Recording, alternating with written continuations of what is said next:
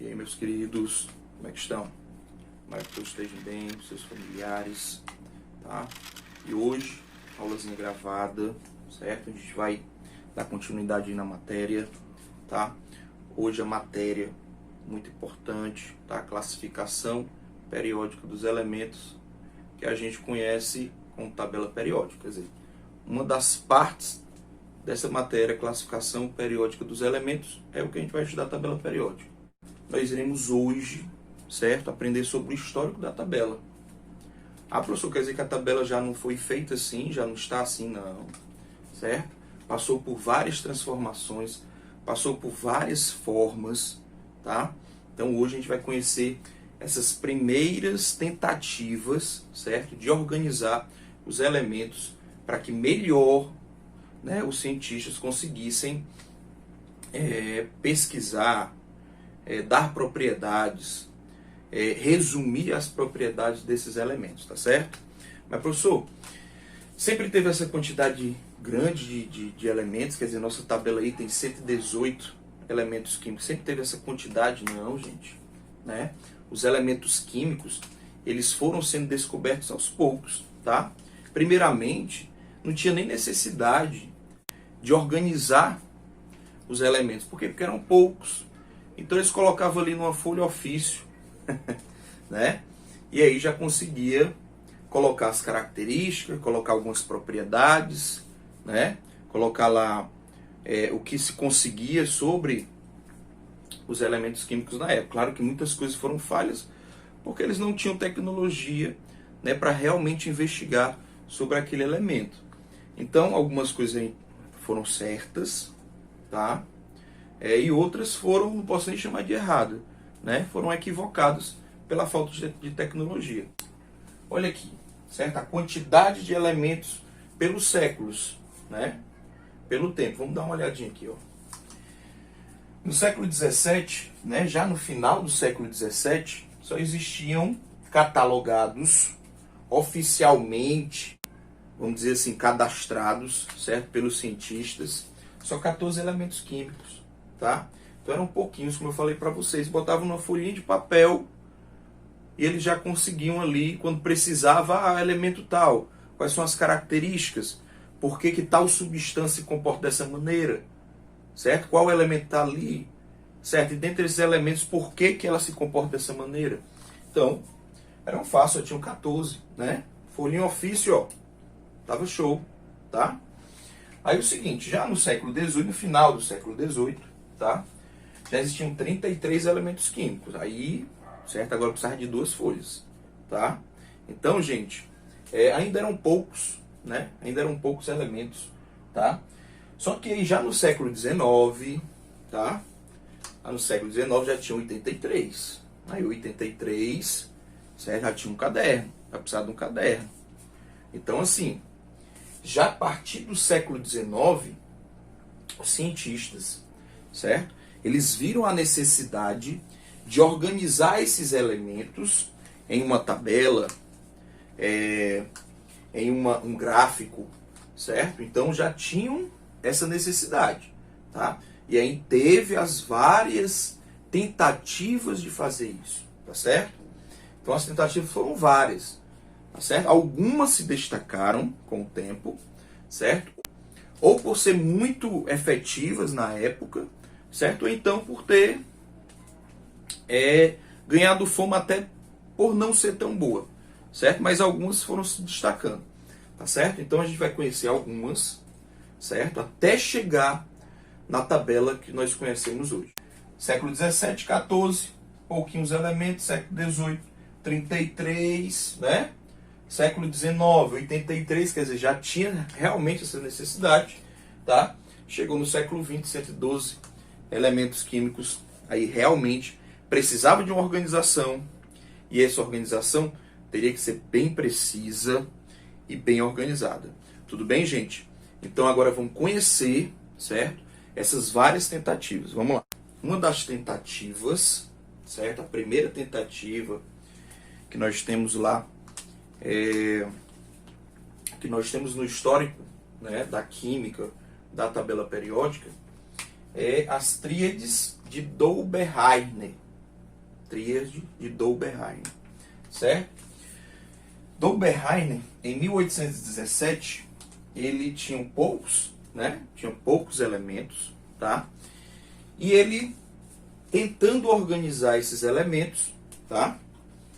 Ele verificou o seguinte, que tinham elementos que poderiam ser agrupados em grupos de 3, e esses, mas por que ele poderia organizar em grupos de 3? Porque esses 3 elementos, certo? De uma forma bem segura, eles tinham propriedades semelhantes, certo? Ele verificou aqui, ó, lítio, sódio e potássio, era uma das tríades que ele organizou, tá?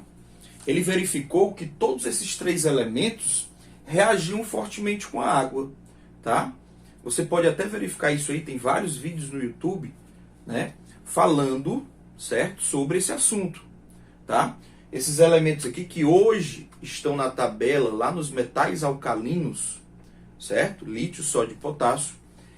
Se você colocar em água, ele reage fortemente com a água, ele causa uma pequena explosão, certo? Dependendo da quantidade, tá?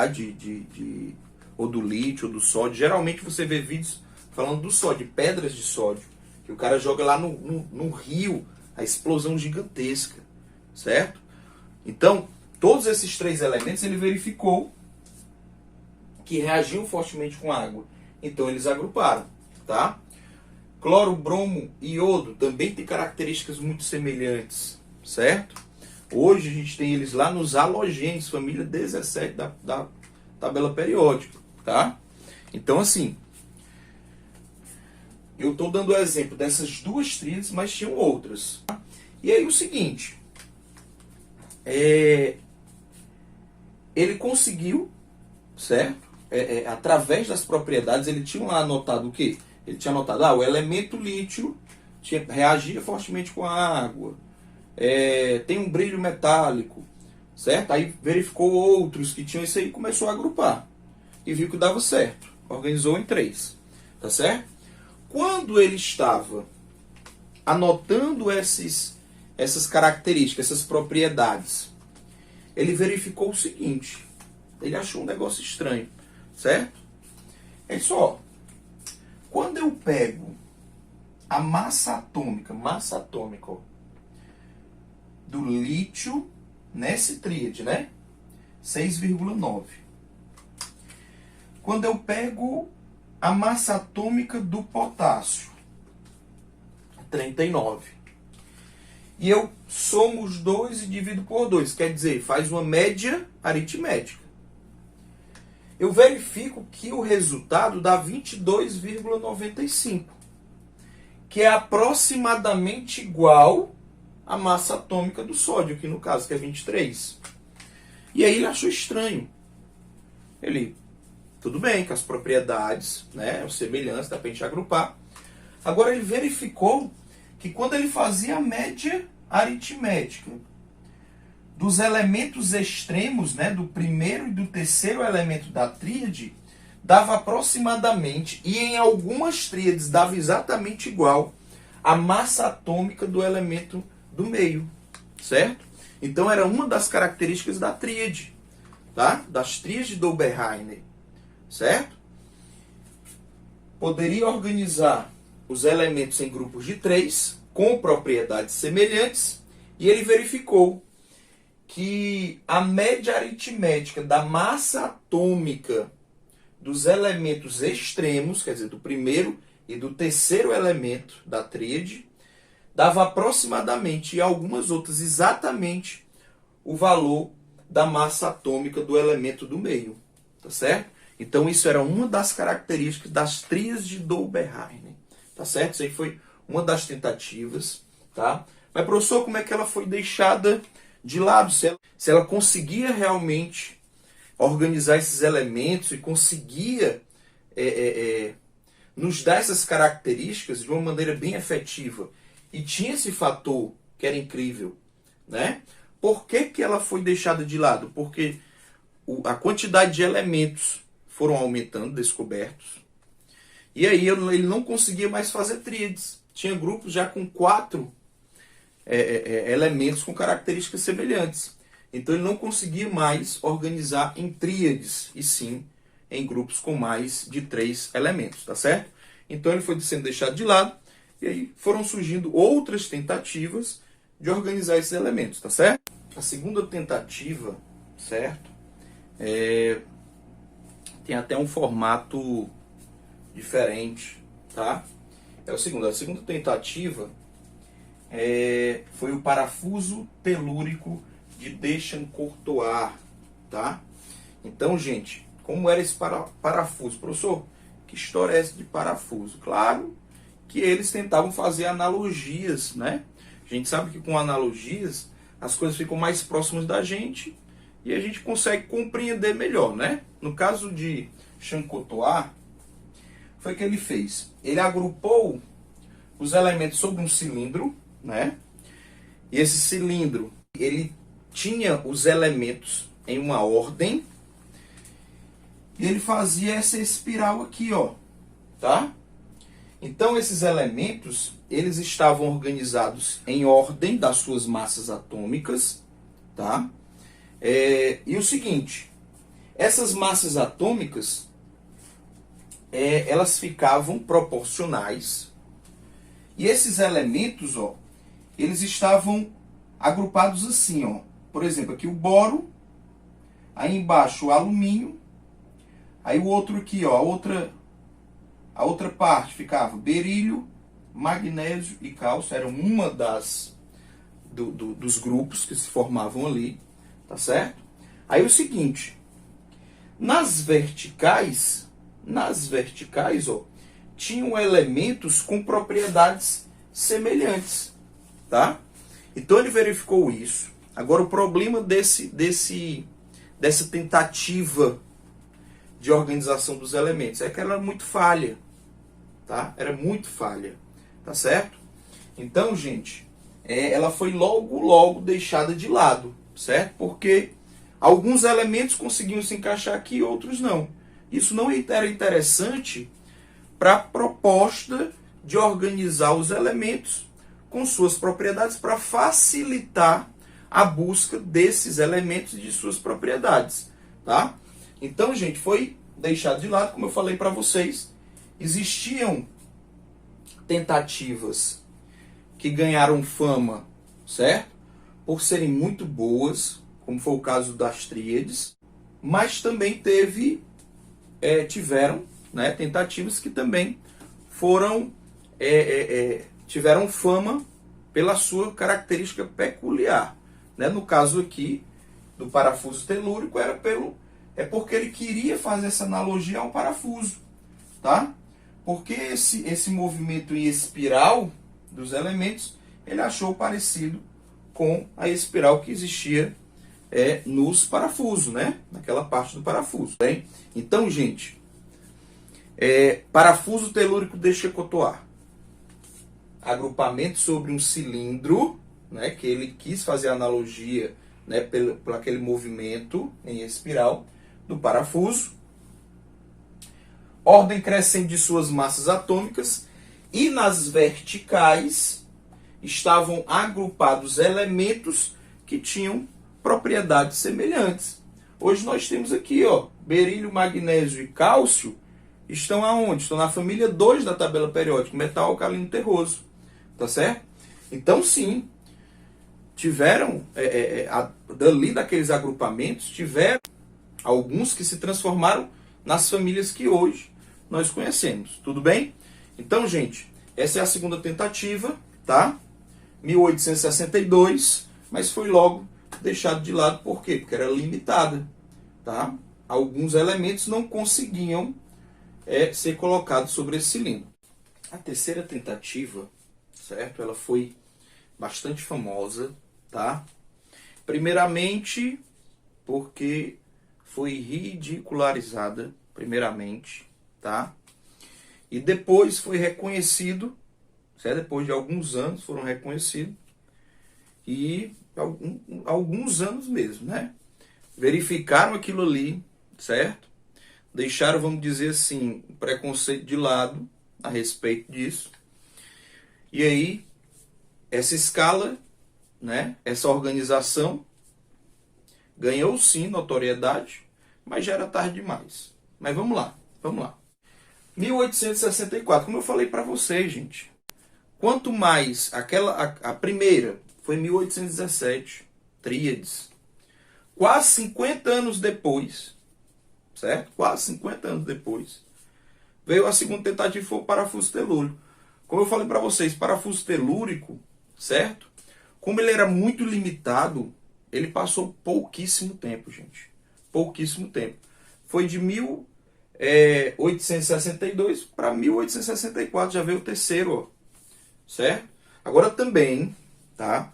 Se avança na tecnologia, avançava também nos métodos, na quantidade de elementos, e aí a necessidade de modificar aquela tentativa, aquela organização, tinha cada vez mais necessidade.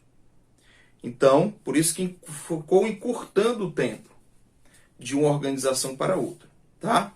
Então, essa terceira tentativa é chamada de Lei das Oitavas de Newlands. Essa foi a terceira tentativa, tá? Terceira tentativa. Mas vamos lá. Terceira, como eu falei para vocês, tiveram várias, só que algumas foram escolhidas para ganhar um destaque, para ser colocada como oficial naquele período. Então, dentre as várias tentativas, destacamos primeiramente essas três, tá? Mas tiveram outras depois até chegar na atual. Então, Lei das Oitavas, né? Nomezinho que a gente tem aí mais um... Ah, professor, oitavas, né? Claro, tem relação com 8, com o número 8, mas também tem relação com alguma coisa que a gente pode não estar lembrando agora, mas você vai lembrar. Olha aí.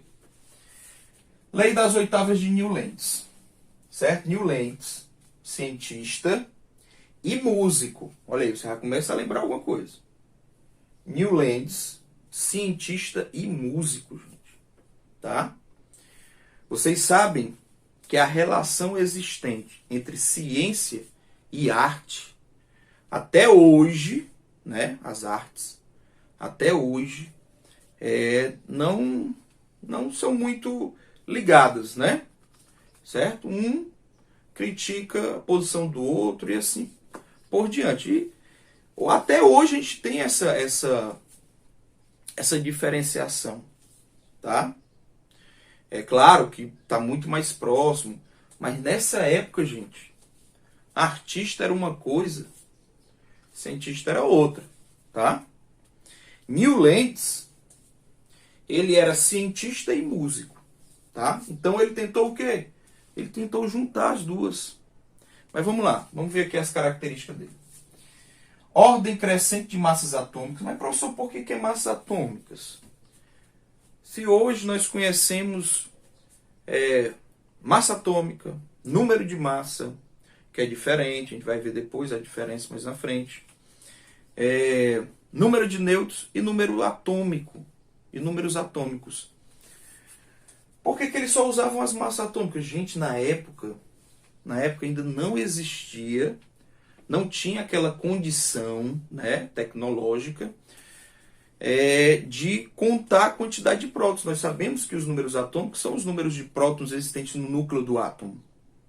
Então, nessa época ainda eles não tinham identificado, certo? Eles não tinham como contar esses prótons. E então não existia ainda o chamado número atômico. Não existia ainda. Isso aí foi posterior. Mas vamos lá. Massas atômicas.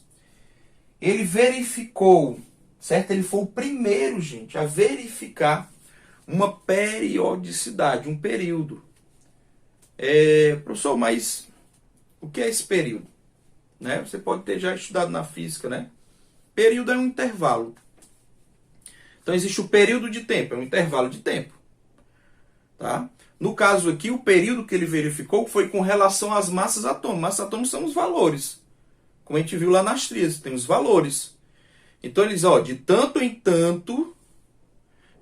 tantas massas atômicas, as propriedades se repetiam. Então isso é um período, tá ok? Então ele verificou uma periodicidade. Foi o primeiro a utilizar a periodicidade. Foi o primeiro, tá? Mas vamos lá. E esse período, gente, olha aí. Isso aqui foi a grande, vamos dizer, não um erro, né? Porque não foi um erro. Ele tentou aproximar o quê? Ciência da arte. E aí, gente? Será que nessa época dava certo? Não deu. Quando ele comparou o período que ele encontrou aí na tabela dele, né, na organização dele, estava aqui, ó. Com as notas musicais, os cientistas também ridicularizaram a tabela dele. Certo? Os cientistas chegavam a dizer que se podia comparar com as notas musicais, poderia comparar com qualquer coisa. Tá? Então, a tabela, a organização, que foi a primeira a utilizar a periodicidade, a primeira, foi deixada de lado. E aí, ó, na época, Newlands foi até, vamos dizer assim, excluído, né, de algumas rodas científicas devido a ele ter tentado aproximar ciência da arte. Então, gente, ó, Newlands foi deixado lá de molho por muitos e muitos anos. Depois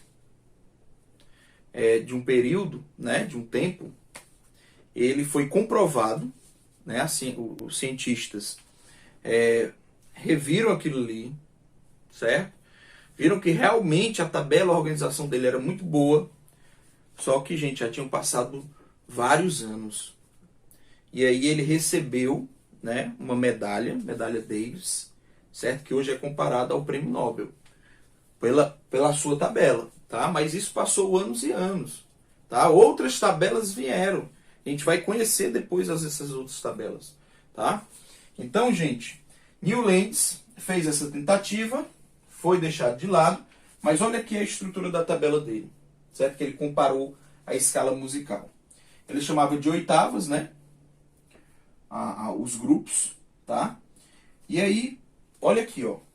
Todos esses elementos estão hoje na tabela periódica e estão organizados também assim. Mas vamos lá, ó. Escala musical Dó.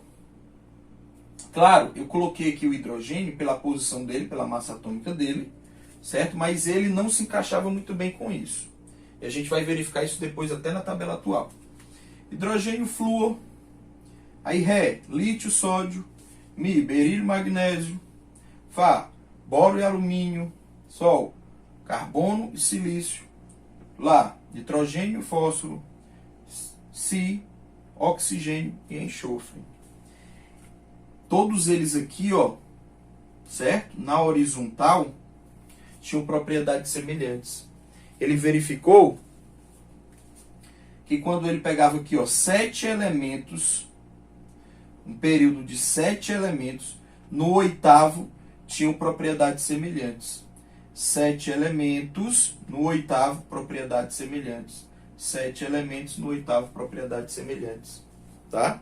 Então, gente, foi uma tabela bem organizada, certo? Bem estruturada, mas como eu falei para vocês, com essa tentativa de aproximação da ciência com as artes, Newlands foi ridicularizado e foi deixado de molho por muitos e muitos anos. Mas ele foi o primeiro, qual foi o grande destaque? Foi o primeiro a verificar uma periodicidade, um período. Tá? Lembra que a tabela é periódica. Mas antes, as duas primeiras não tratavam de períodos. Certo? Mas a partir de Newlands, nós temos aí, vamos chegar até a tabela periódica atual. Tudo bem?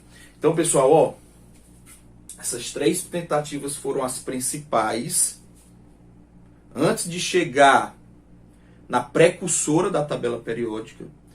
E elas foram as que mais se destacaram com os anos, tá bom? Então, gente, vamos lá. Próxima aula, a gente vai já para a precursora da tabela e conhecer a tabela periódica atual, tá bom? Então, fiquem com Deus, um abração, tchau, tchau.